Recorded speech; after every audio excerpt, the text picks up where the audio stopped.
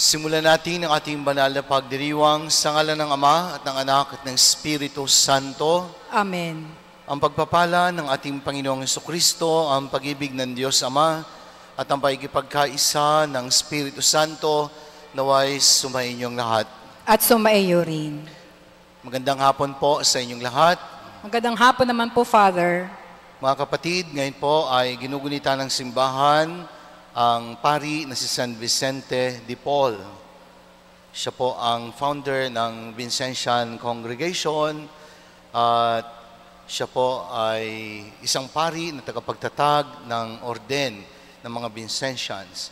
Isa po sa mga lugar na aming pupuntahan sa aming pilgrimage ay ang Paris sa France at doon po matatagpuan ang incorruptible heart ni Saint Vincent de Paul sa Church of Our Lady of the Miraculous Medal. At malapit po sa simbahan ngayon ang simbahan kung saan namalagi si Saint Vincent de Paul.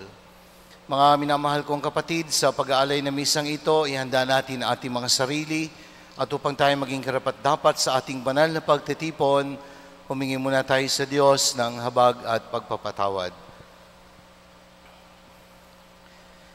Sinugong tagapagpagaling sa mga nagsisisi, Panginoon, kaawaan mo kami. Panginoon, kaawaan mo kami.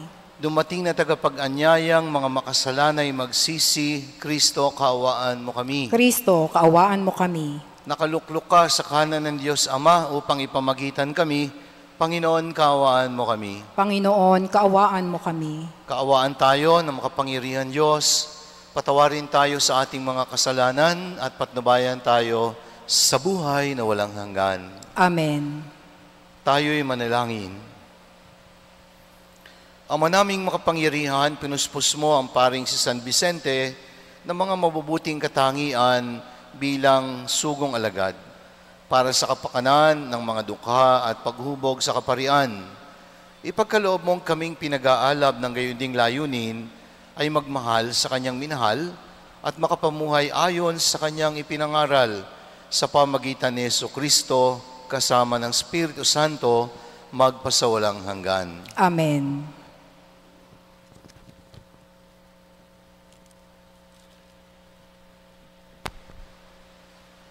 Pagbasa mula sa aklat ni Esdras.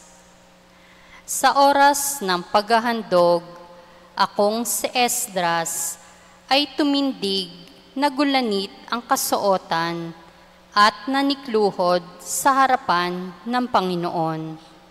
Ganito ang idinaing ko sa Kanya. Diyos ko, hindi ako makatingin sa iyo dahil sa kahihiyan, bunga ng kasamaan naming suko sa langit. Mula sa kapanahunan ng aming mga magulang hanggang ngayon, hindi na kami nakaahon sa kasalanan. Dahil dito, kami, ang aming mga hari at mga saserdote, ay binayaan niyang mabihag, patayin, dambungin, at ibilad sa kahihiyan ng iba't ibang hari. At ngayon, kahabagan ninyo kami. Niloob ninyong may ilang matira sa amin at muling binigyan ng puwang sa lupaing ito na inyong itinangi. Muli ninyong isinilay sa amin ang inyong paningin at binigyan kami ng pagkakataong makaahon sa pagkaalipin. Naging alipin nga kami sa mahabang panahon, gayunmay hindi ninyo kami pinabayaan. Pinukaw ninyo ang kalooban ng hari ng Persya. Kaya binigyan niya kami ng pagkakataong maitayo uli ang iyong templo at ayusin ang kasiraan upang makapanirahan kaming tiwasay sa Huda at sa Jerusalem. Ang salita ng Diyos. Salamat sa Diyos.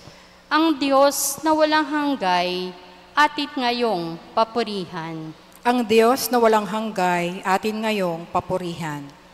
Diyos ay nagpaparusa na taglay ang habag.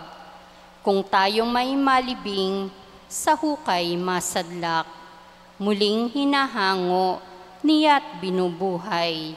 Walang makatatakas sa kanyang kapangyarihan. Ang Diyos na walang hanggay, atin ngayong papurihan. Kayong Israelita, papurihan ninyo ang Diyos sa harap ng mga hintil na pinagtapunan sa inyo. Ang Diyos na walang hanggay, atin ngayong papurihan. Dooy ipinakita sa inyo ang kanyang kapangyarihan. Siya ay purihin ng bawat nilalang. Ang Panginoong ating Diyos na walang hanggan. Ang Diyos na walang hanggay, atin ngayong papurihan. Pinagdusa man kayo sa inyong kasalanan, ngunit kahahabagan kayo at muling ibabalik sa inyong tahanan mula sa mga bansang umalipin sa inyo. Ang Diyos na walang hanggay, atin ngayong papurihan. Talikdan na ninyo ang inyong mga kasalanan at mamuhay kayo ng karapat-dapat sa harapan niya. Kung magkagayon, ang habag ng Panginoon ay inyong madarama. Ang Diyos na walang hanggay, atin ngayong papurihan.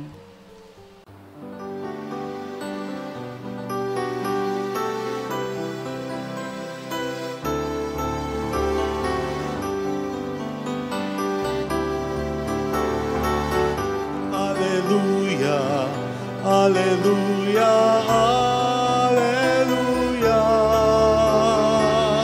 alleluia, alleluia, alleluia,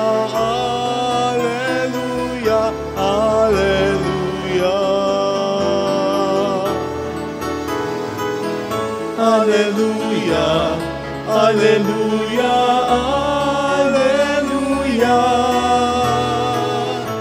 alleluia, alleluia, alleluia, alleluia, alleluia.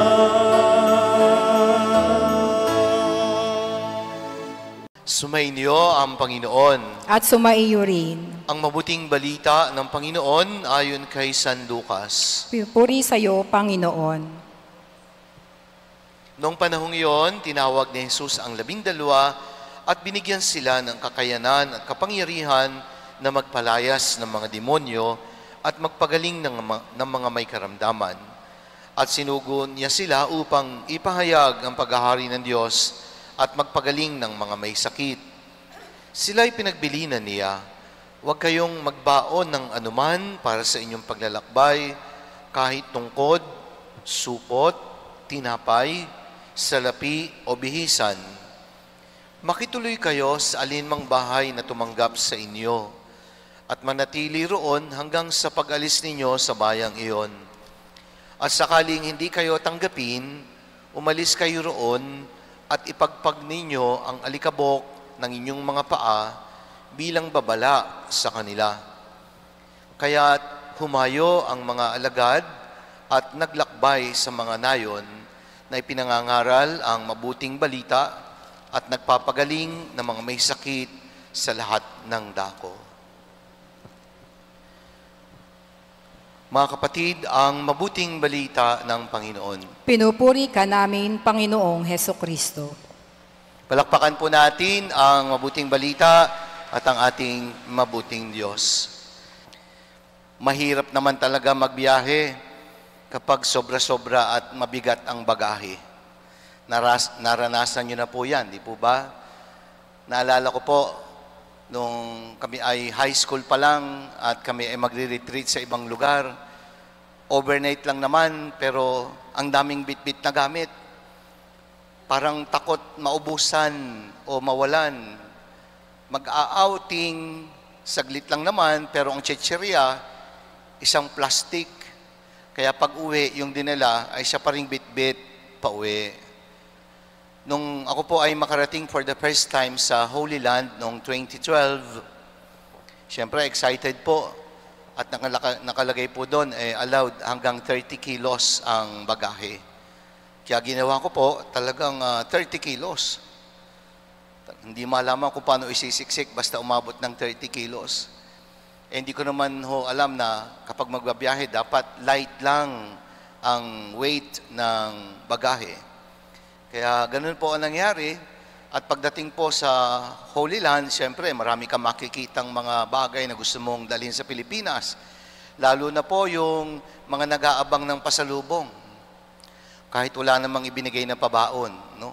Joke lang ho. Naghahanap ng pasalubong, siyempre mamimili ka, kailangan may dala ka sa mga nag-i-expect ng pasalubong. Kaya nung sinisilid ko na ho yung mga pinamili ko, hindi na ho magkasya. Kaya nangyari, yung mga damit ko na naisuot ko na pwede namang iwanan, iniwanan ko na. At yung mga pwede namang iwanan kahit di pa nagagamit, iniwanan ko na rin. Para lamang ho, hindi sumobra dahil mahal po ang babayaran. Talaga naman, mahirap magbiyahe kapag sobrang bigat ng bagahe. Ang buhay po ay pwede nating tingnan bilang isang biyahe. Isang paglalakbay. And along the way, sa ating paglalakbay, di ba nagsisimula lang naman tayo na simple ang buhay. Nung tayo yung mga bata pa, ang puhunan lang naman natin, pangarap. Hindi tayo mapaghanap. Kung anong ibigay sa atin, kontento na tayo. Gigising ka, maglalaro, walang masyadong iniisip. Pero kung kailan marami ka nang natutunan, naging komplikado naman ang buhay. Dumami po ang ating mga pangarap.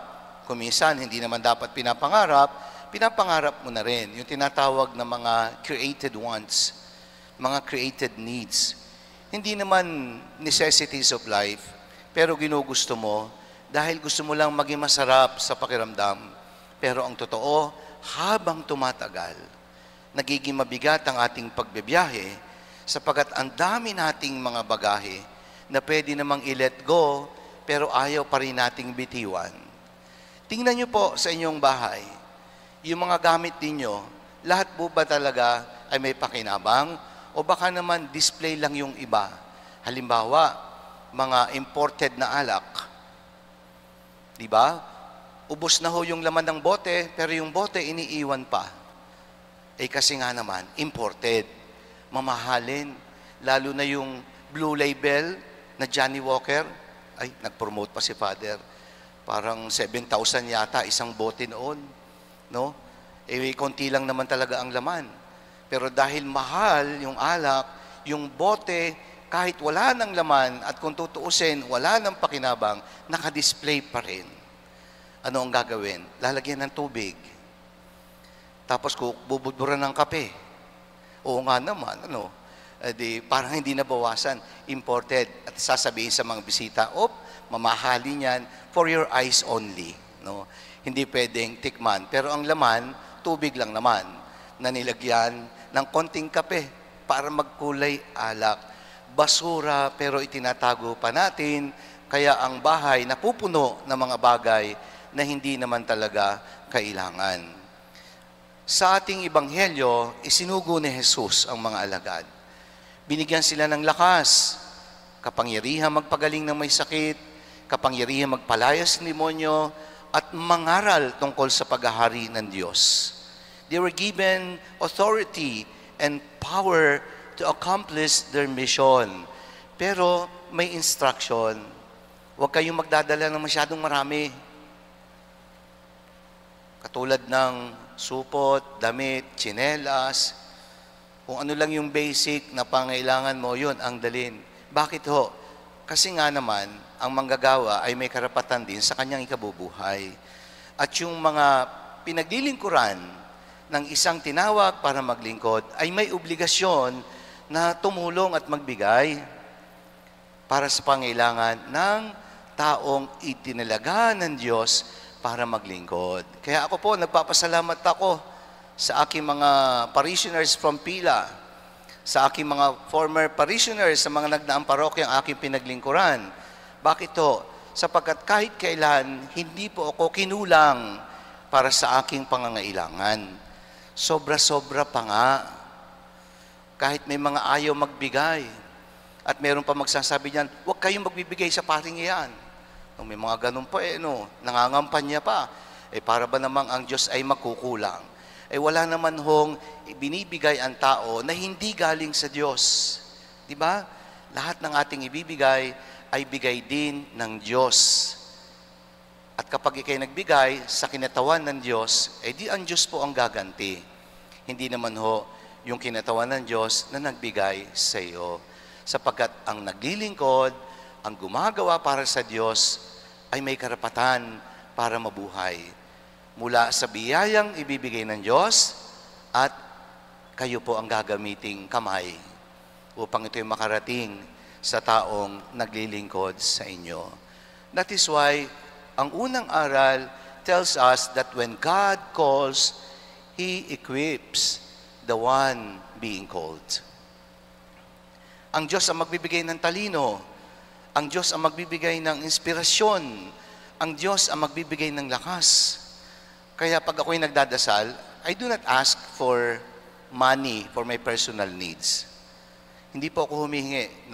Nadinig niyo na po ba ako na sa aking homily, ako po ay nanghihingi para sa aking pangangailangan? Pag ako po ay nanghihingi for my personal needs, wag po kayong magbibigay. Hindi po tama yon. Sapagkat mayroon naman po kaming tinatanggap ayon sa aming paglilingkod. Pag nanghihingi si Father para sa pangailangan ng simbahan at hindi kayo nagbigay, at alam niyo namang kailangan, ay di sa Diyos na ho kayo managot, hindi ho doon sa pare na nananawagan. Di ba? Kung para sa Diyos, magbigay. Kung para sa simbahan, magbigay. Kung para sa personal na pangailangan ng pare, kung kayo naman ay magbigay, yun po ay kusang loob na inyong ibinibigay. Hindi po ipinipilit ng taong naglilingkod. Because God equips the one being called. Kaya pag ako humihingi, di ba, paulit-ulit kong sinasabi, ang hinihingi ko lang naman, kalusugan, karunungan, kabanalan. Wala na hong iba. The rest are bonuses mula kay Lord. Pangalawa, itinuturo sa atin na magtiwala. Magtiwala sapagkat hindi nagkukulang ang Diyos. Cast all your worries, cast all your burdens to God. Turn your problems into prayers, so God will turn your problems into blessings. Totoo po yan. Itaas nyo sa panalangin ang inyong mga concerns. Kaya meron nga tayong tinatawag na petitions, di ba? Tinuturuan tayong humingi sapagkat may pangangailangan tayo araw-araw. Kaya humingi sa Diyos na may pagtitiwala at ang Diyos kailanman hindi magpapabaya. At ang pangatlo, when God sends someone for a mission, He always provides. God always provides. Kaya huwag kayong matatakot kapag meron tayong project because God will provide.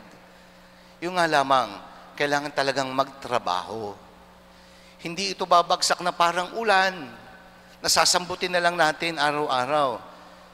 Gusto mong umasenso, tamad ka naman. Paano mangyayari yung pangarap mo? Diba? Gusto nating magpagawa ng ganito, ng structure, ng Chapel of the Relic, ng kumbento. Kung tamad naman ang pari ninyo, paano mangyayari yun? Kung hindi naman kayo nagbibigay, paano mangyayari yung ating mga pangarap? So God provides, provided that we also work for it. He provides, provided na tayo ay kumikilos din. Nasa Diyos ang awa, di ba? Palasak na yan, paulit-ulit na sinasabi, nasa tao ang gawa.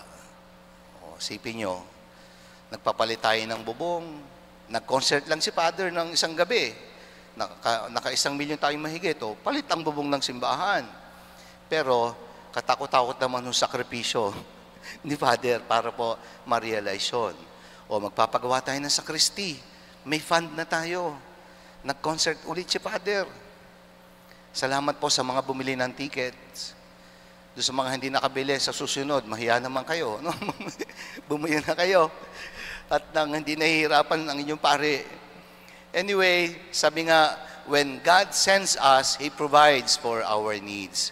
Naalala ko po yung kwento tungkol kay Saint Jose Maria Escriba de Balaguer, ang founder ng Opus Dei. Kapag siya po ay nagsusugo ng kanyang mga subordinate sa mission, lagi niyang sinasabi, "My children, I'm sorry that I cannot give you any material help. I can only give you the best that I have, a crucifix, a picture of the Blessed Mother, and my personal blessing." Sapagkat ang Diyos kailanman hindi nagpapabaya. Kaya, travel light, learn to trust in God, sapagkat mahirap talaga ang biyahe kapag marami kang daladalang bagahe. Pagpalain po tayo ng Diyos.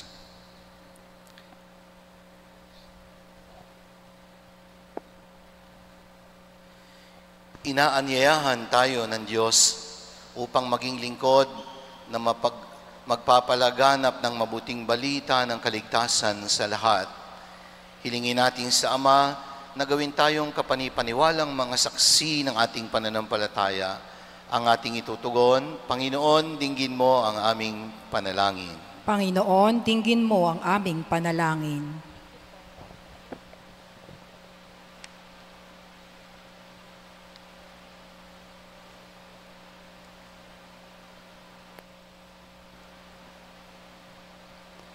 Ang mga pinuno ng simbahan at lahat na nagpapahayag ng salita ng Diyos.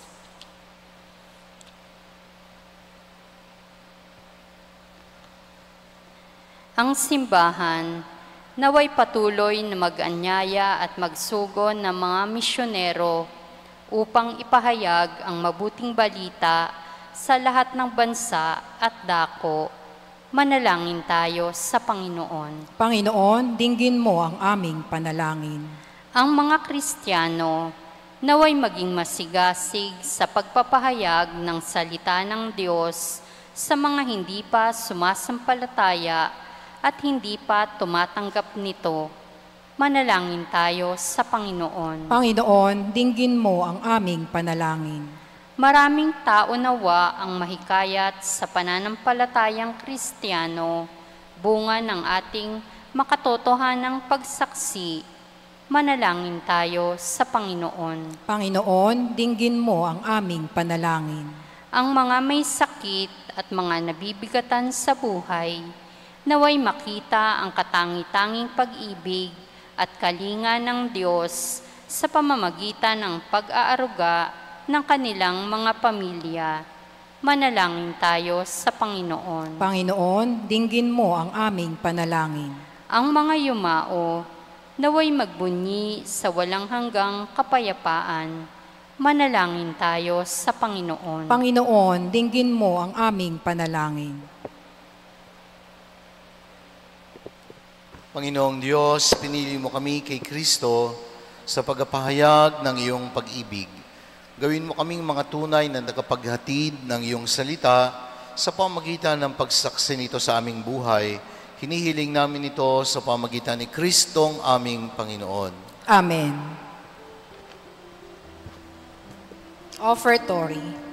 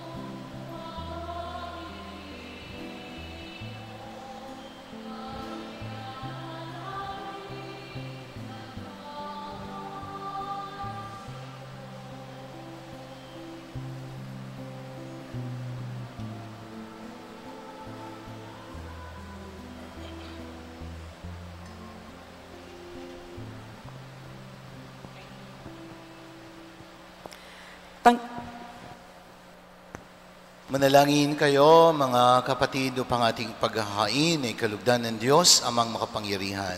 Tanggapin nawa ng Panginoon itong paghain sa iyong mga kamay, sa kapurihan niya at karangalan, sa ating kapakinabangan at sa buong sambayanan niyang banal.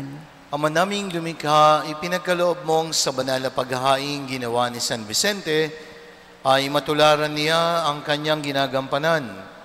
Ipagkaloob mong pakundangan sa pagdiriwang na ito, kami makabagtas para humantong sa pagiging haing kalugod-lugod sa iyo, sa pamagitan ni Kristo, kasama ng Espiritu Santo, magpasawalang hanggan. Amen. Sumainyo ang Panginoon. At sumaiyo rin. Itaas sa Diyos ang inyong puso at diwa. Itinaas na namin sa Panginoon. Pasalamatan natin ang Panginoong ating Diyos. Marapat na siya'y pasalamatan. Ama naming makapangyarihan, tunay ngang marapat na ikaw ay aming pasalamatan sa pamagitan ni Jesucristo na aming Panginoon. Ngayong si San Vicente ay pinararangalan sa pamumuhay niyang totoong uliran at pagiging maasahan sa panunungkulan. Kaya't si Jesucristo na maasahan sa katapatan ay inihahayag sa pangasiwa sa sambayanan. Ang malasakit na mga ulirang tagapangasiwa noon ay nagpapatuloy magpahanggang ngayon sa mga panalangin kanilang iniuukol kaisa ng sambayanan mong dito'y nagtitipon. Kaya kaisa ng mga anghel na nagsisiawit ng papuri sa iyo, ng ulang humpay sa kalangitan, kami nagbubunyi sa iyong kadakilaan.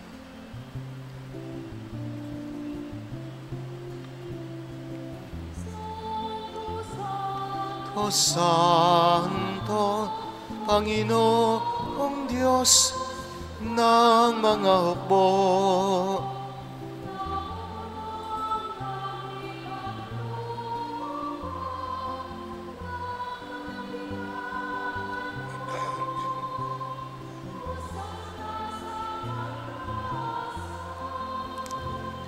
pinagpalang na paririto sa ngalan ng Panginoon.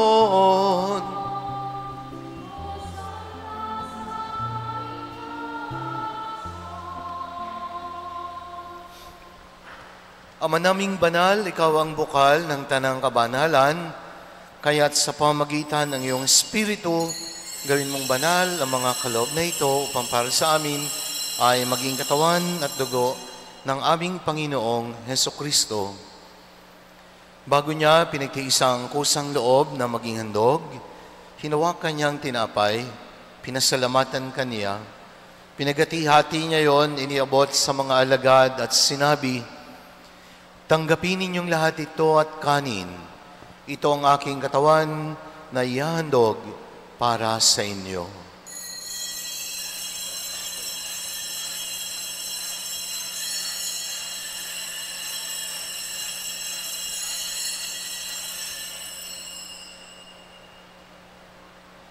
Gayun din naman, nung matapos ang hapunan, hinawakan niya ang kalis, muli kanyang pinasalamatan, iniabot niya ang kalis sa mga alagad at sinabi, "Tanggapin ninyong lahat ito at inumin. Ito ang kalis ng aking dugo, ng bago at walang hanggang tipan. Ang aking dugo na ibubuhos para sa inyo at para sa lahat, sa ikapagpapatawad ng mga kasalanan. Gawin ninyo ito sa pag-alala sa akin."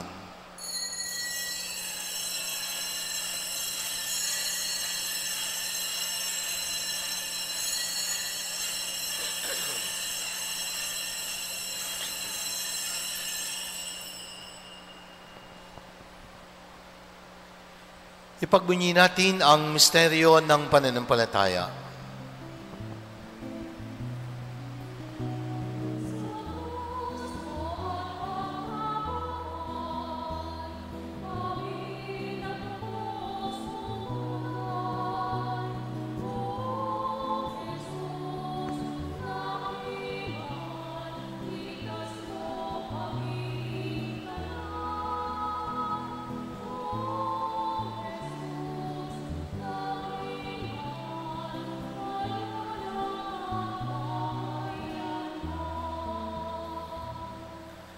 Ama, ginagawa namin ngayon ang pag-alala sa pagkamatay at muling pagkabuhay ng iyong anak. Kaya't inialay namin sa iyo ang tinapay na nabibigay buhay at ang kalis na nagkakaloob ng kaligtasan. Kami nagpapasalamat dahil kami iyong minarapat na tumayo sa harap mo para maglingkod sa iyo. Sinasamo namin kami magsasalo-salo sa katawan at dugo ni Kristo ay mabuklod sa pagkakaisa sa pamagitan ng Espiritu Santo. Alalahanin mo rin ang mga kapatid naming nahimlay nang may pag-asang sila ay muling mabubuhay, gayon din ang lahat ng mga pumanaw. Kasama ng mga yumaon naming mahal sa buhay at kaibigan na sa misang ito ay amin ding pinagdarasal. Kaawaan mo sila at patuloyin sa iyong kaliwanagan. Kaawaan mo at pagindapatin kaming lahat na makasalo sa iyong buhay na walang wakas. Kaisa ng Mahal na Birheng Maria, Ina ng Diyos, ang kanyang kabiyak ng pusong si San Jose, ang mga apostol, San Antonio ng Padua, San Vicente de Paul, at ng lahat ng mga banal na namuhay dito sa daigdig ng kalugod-lugod sa iyo, may pagdiwang nawa namin ang pagpupuri sa ikararangal mo sa pamagitan ng iyong anak ng aming Panginoong Hesukristo. Sa pamamagitan ni Kristo, kasama niya at sa Kanya, ang lahat ng parangal at papuri ay sa iyo, Diyos Amang makapangyarihan, kasama ng Espiritu Santo, magpasawalang hanggan.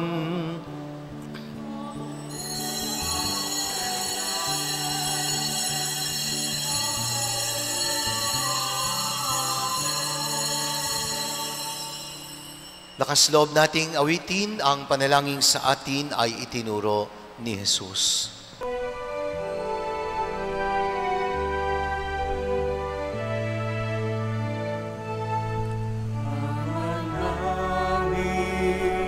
Sumasalangit ka, sambahin ang ngalan mo, mapasa amin ang kaharian mo, sundin ang loob mo, dito sa lupa para ng sa langit, bigyan mo po kami ngayon ng aming kakanin sa araw-araw at pagnawarin mo kami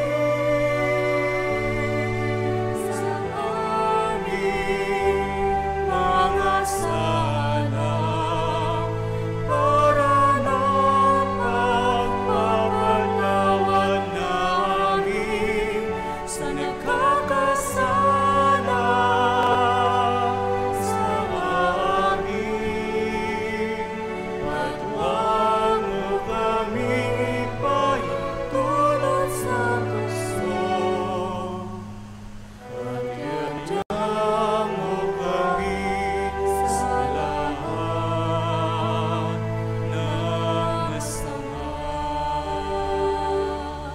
Hinihiling namin kami iadya sa lahat ng masama, pagkalooban ng kapayapaan araw-araw, iligtas sa kasalanan at ilayo sa lahat ng kapahamakan. Samantalang aming pinananabikan ang dakilang araw ng pagpapahayag ng tagapagligtas naming si Hesukristo. Sa'yo lamang nagmumula ang kaharian at kapangyarihan at ang kapurihan magpakailanman. Amen. Panginoong Hesukristo, sinabi mo sa iyong mga apostol, kapayapaan ang iniiwan ko sa inyo, ang aking kapayapaan ang binibigay ko sa inyo. Tunghayan mo ang aming pananampalataya at huwag ang aming mga pagkakasala. Pagkalooban mo kami ng kapayapaan at pagkakaisa, ayon sa iyong kalooban, kasama ng Espiritu Santo, magpasawalang hanggan. Amen. Ang kapayapaan ng Panginoon ay laging sumainyo. At sumaiyo rin. Magbigayan kayo ng kapayapaan sa isa't isa. Peace be with you. Kordero ng Diyos na nag-aalis ng mga kasalanan ng sanlibutan, maawa ka sa amin. Kordero ng Diyos na nag-aalis ng mga kasalanan ng sanlibutan, maawa ka sa amin. Kordero ng Diyos na nag-aalis ng mga kasalanan ng sanlibutan, ipagkaloob sa amin ang kapayapaan. Mga kapatid, narito ang ating Panginoong Hesus, ang Kordero ng Diyos na nag-aalis ng mga kasalanan ng mundo. Mapalad tayong mga inanyayahan sa kanyang banal na piging. Panginoon, hindi ako karapat-dapat na magpatuloy sa iyo, ngunit sa isang salita mo lamang ay gagaling na ako.